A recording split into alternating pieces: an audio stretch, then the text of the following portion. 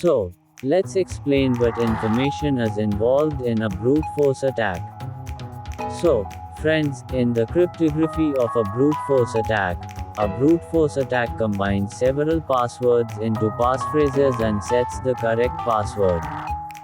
So, friends, it contains information data like this: password cracking, dictionary attack, brute force search, plain text, salt, ciphertext. There is a lot of information data like this, and it is through this data that information is hacked. So, friends, the information of a brute force attack is also like this. For example, you can use brute force in hacking.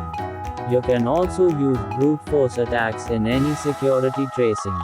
And you can also use it by programming. You can find information about brute force attacks on websites like Video Internet.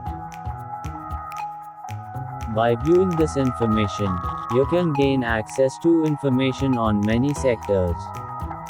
So, let us tell you where you can use brute force attack information.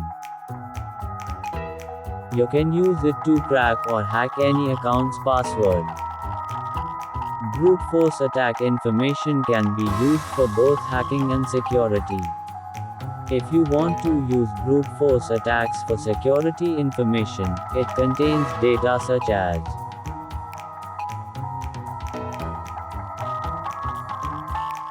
systematic trial and error, varying complexity, target system, automated brute force, hybrid brute force, gaining unauthorized access, stealing sensitive information, spreading malware, disrupting services, CAPCHA challenge, monitoring and detection, account lookouts, multi-factor authentication, strong password policies, rate limiting. This data can be used for information security. Brute force information can also be used for hacking.